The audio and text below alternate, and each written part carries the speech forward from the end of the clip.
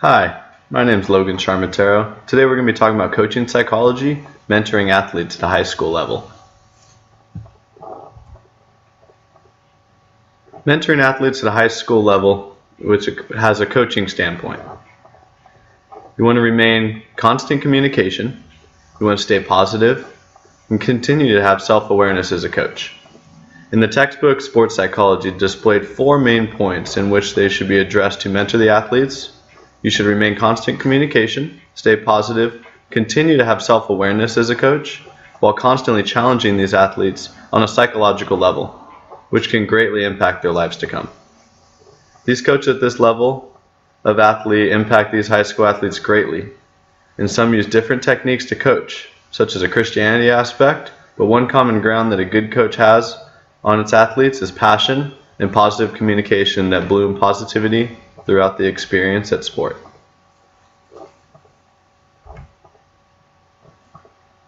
Communication. The 4 main points. You have verbal communication, written communication, feedback, whether it's verbal or written, and then building a relationship with the athletes. Communication comes in all different forms, such as writing, talking, instructing, etc.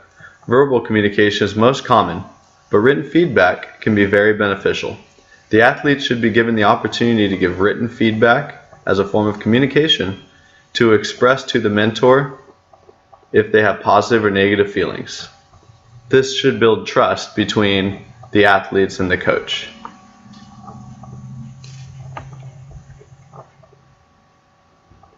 Next is positivity. You have nonverbal cues, positive criticism, and then you especially don't want to single out any athletes, especially if they're a star player. Nonverbal cues that could display positivity is voice characteristics, eye contact, and body position. The voice characteristic cue is whenever delivering a message to an athlete, be sincere about what you say.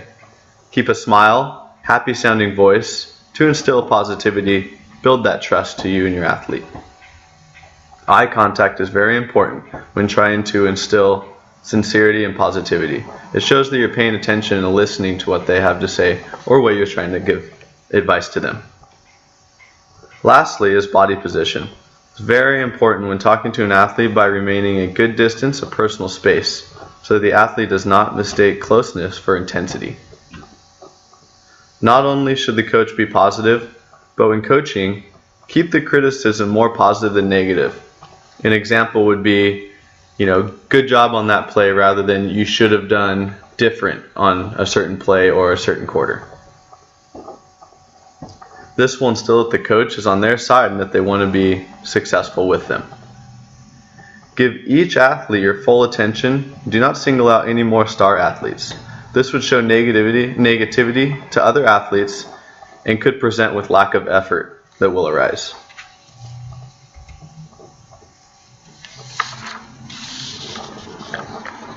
Making sure you have self-awareness as a coach. Maintaining constant self-awareness, always improving yourself, and to grow with your athletes. So, self-awareness, you always want to, when you're talking to your athletes and you're remaining your self-awareness, you want to be able to grow with them. Times are changing, you need to be able to adapt with your athletes, and this is just as much learning process for the coach as it is the athletes. Life skills by appropriate mentoring. There's 4 life skills. In an article talked about Kamir, he talks about the use of coaching and teaching life skills such as behavioral, cognitive, interpersonal, and intrapersonal. Behavioral life skills that you get from any sport is communication and attitudes towards other athletes and officials. No tolerance in sports with bad behavior. So if you're having bad behavior, you're not going to be playing in the game. The coach would take you out of the game. Same thing, communication, attitudes towards other athletes and officials. You're constantly adapting new people every day. You're learning a new sport. And you're keeping these communications. It creates good behavioral habits and could transfer into everyday life. If you play sports for a long time and this is all you know, this could transfer into everyday life and even into adulthood. Being a high school athlete, they are very impressionable. So I'd say a coach's standpoint is a very big role as a mentor. The cognitive life skill. It teaches the athletes to have prompt decision making and then making decisions in stressful situations. At this age, they could have a lot of insecurities, and this could be a big aspect for any student athlete. So this could help them for further life skills, work skills in adulthood.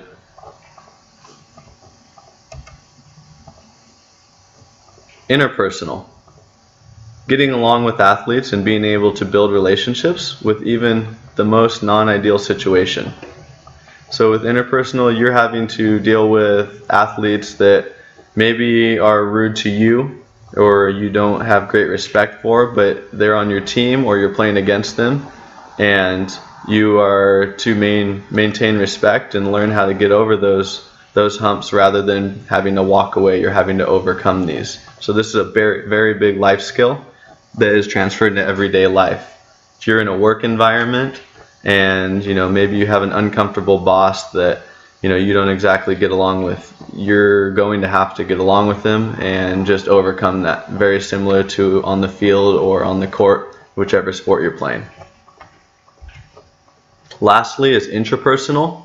It is for you as an athlete to have self-awareness, knowing you're learning so much, not only athletically but mentally. You're learning your limits, where your mental toughness is. Your insecurities and everything are being thrown out the window because you know your body exactly.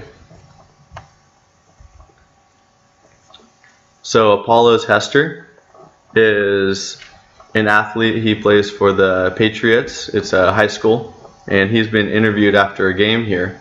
And this shows all those aspects that we talked about earlier, from proper coaching and mentoring, from the psychological level of what produces when you have proper coaching.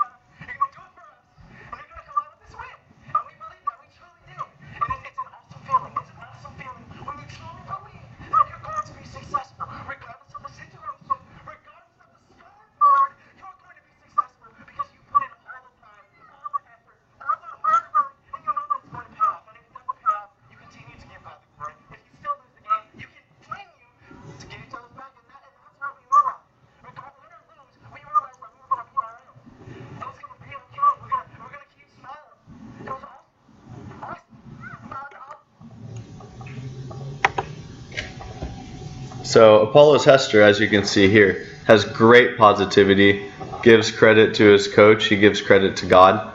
He pretty much shows everything we talked about before. Communication, how they had great attitude, they pursued forward communication, and it produced success. I mean, for him, he said it's not about winning, it was about not giving up and maintaining that relationship, and he gave his coach great respect on that one.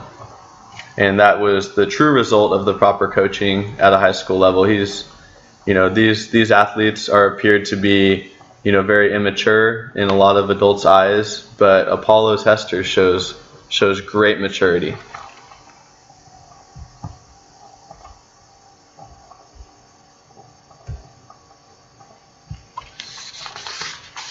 Lastly is Christianity and coaching.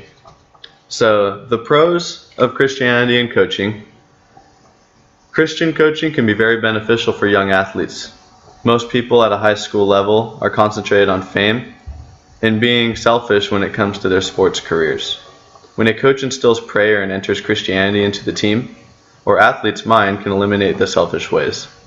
Christianity gives the players of the sport the opportunity to glorify God and to play for a reason greater than themselves. This is important because the respect for the game, other players, and coaches can increase rather than the player constantly needing to be in the competition for him or herself. Coaches in the collegiate setting are utilizing prayer as a coach standpoint and are having multiple impacts on the wide variety of athletes. That was in an article by Egley, 2015. Christianity can be a positive aspect for a lot of athletes, and some athletes that struggle with respect and being a selfish player. This could benefit not only as an athlete, but also in all aspects of life.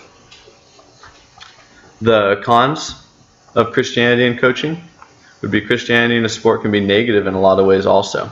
Christianity in sports could be negative for some athletes that might not be Christian, and the motivation that coaches teach through Christianity could not be beneficial or appropriate for these athletes who are not Christian. Coaches who utilize Christianity method of coaching could be argued that the amount of attention would not be the same for the Christian athletes and the athletes who are not Christian.